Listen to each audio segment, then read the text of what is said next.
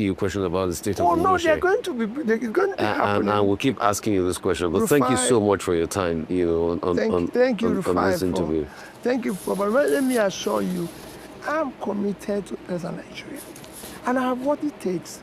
I have the experience of all those who want to be president today. Nobody have my background. I built a business from the scratch. I've operated in the corporate world, and I've been a governor. And in all this, you can go and say, I was a social businessman. I transformed the smallest bank into a 25 billion bank there, and a tribal bank today. I've been a governor where I told you that the day I left, I was not owing anybody, and I've been the one who saved most money. And in all this, Anambra State has not bought me a bottle of pure water since I left office. Don't you collect pension from this? No pension, no gratuity, nothing. Okay, so you don't collect pension? I've not been, they've not given me bottle of water, pure water, not even real water, pure water, the one that is in sachet. I've not seen one. But they gave you votes during the elections, their presidential bid. What else? There's Anambra government. I did Anambra State. People who voted for me are the people. As the Anambra State government have not bought me a sachet of water. So nobody will say, oh, and you can go to Anambra State. If you see any piece of land allocated by the state belonging to Peter Obi, confiscate it.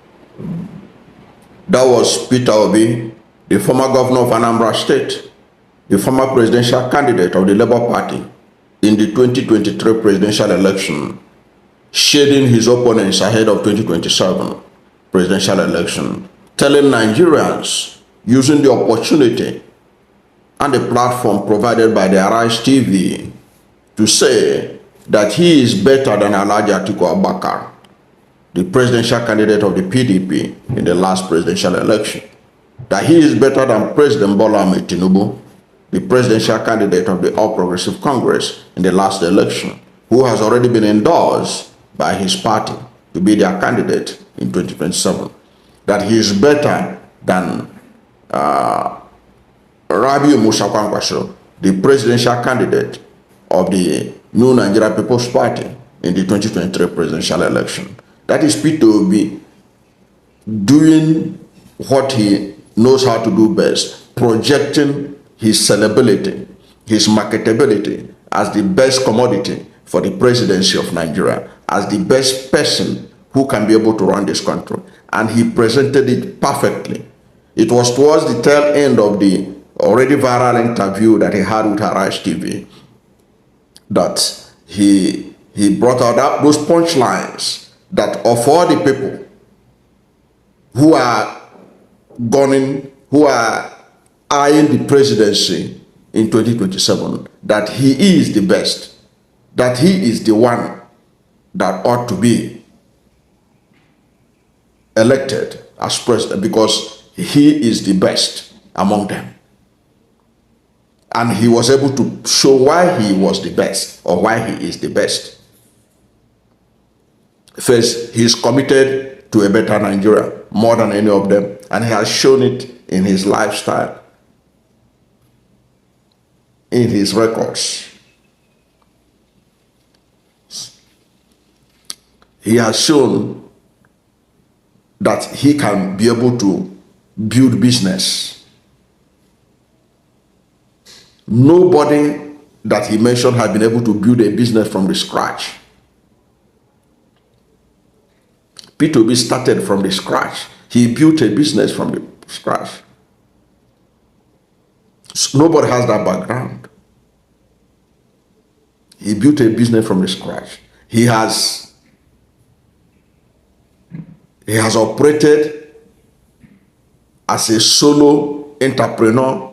He has also gone into the corporate world. He has been chairman of banks, directors in banks, director in banks. He has seen it all.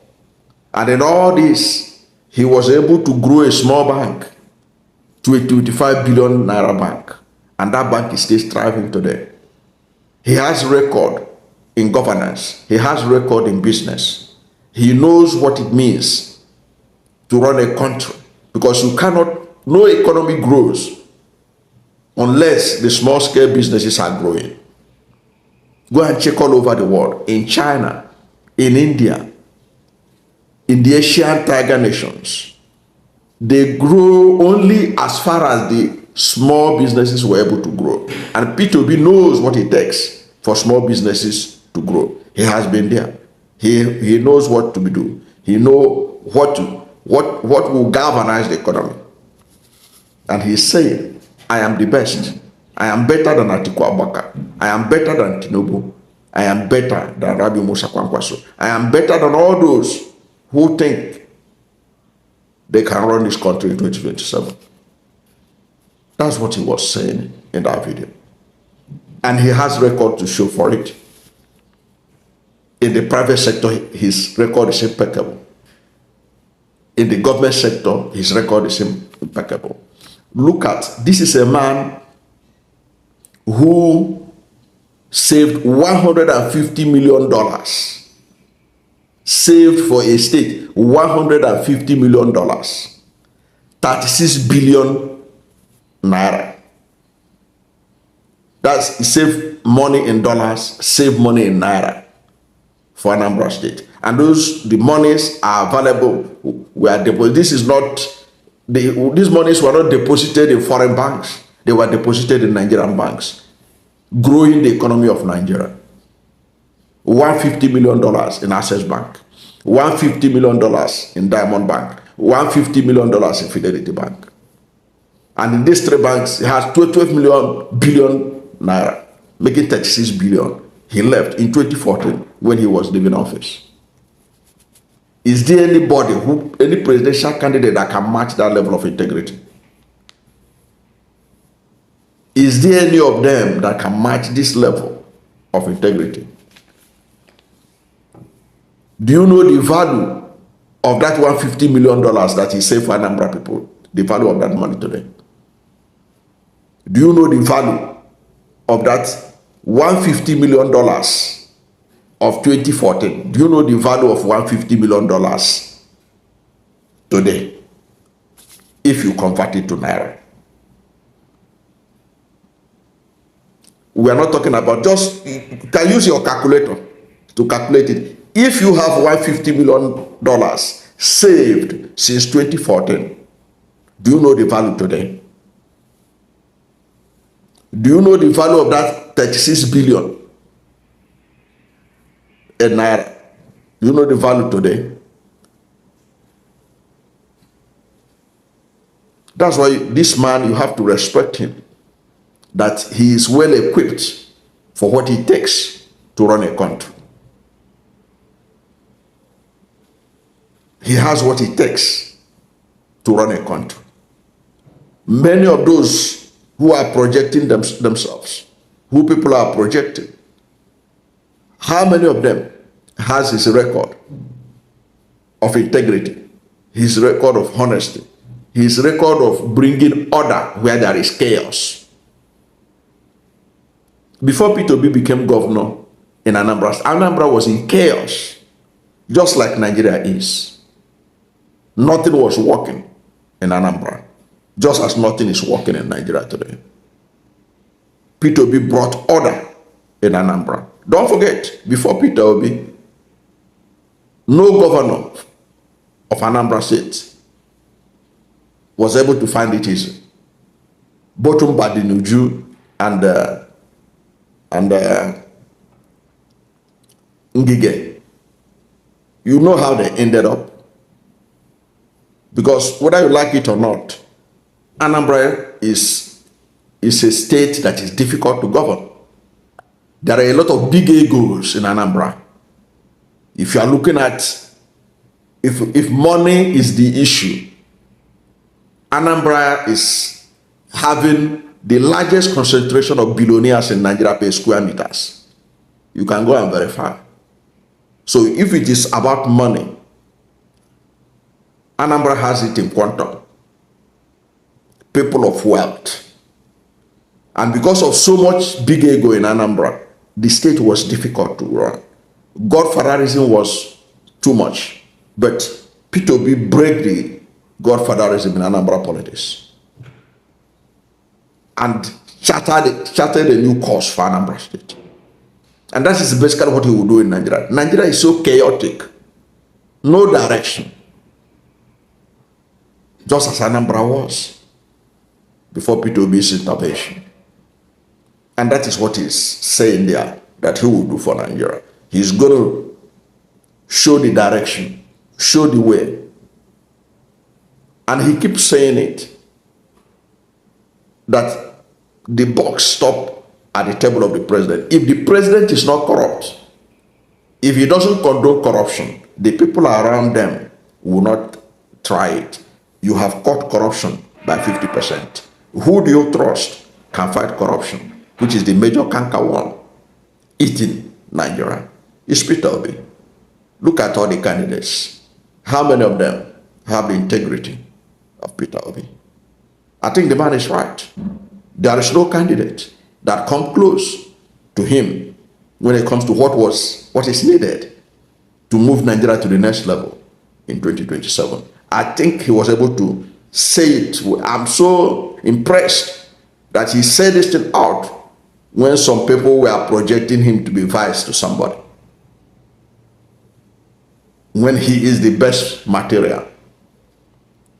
It was just like during at the run of the last election, a journalist asked Peter Obi, say, now that in case you didn't win the election, will you accept a role to advise whoever wins?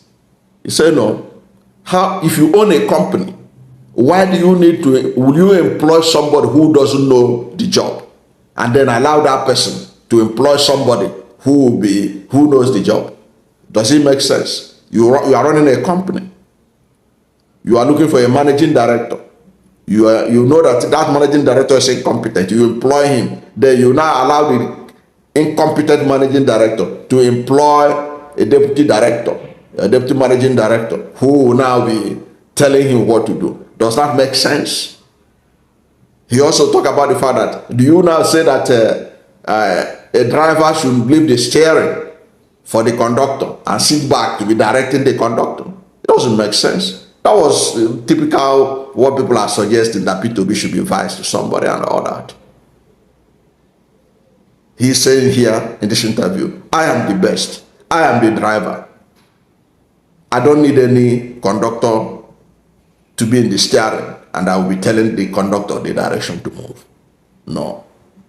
I want a situation where the buck stops at my table and I will take responsibility. That was what he was selling in that interview.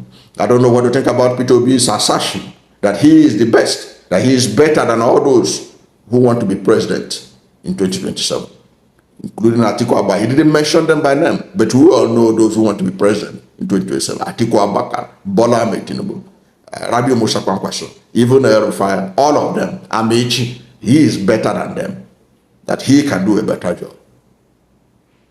That, my friend, is a leader who is ready to serve.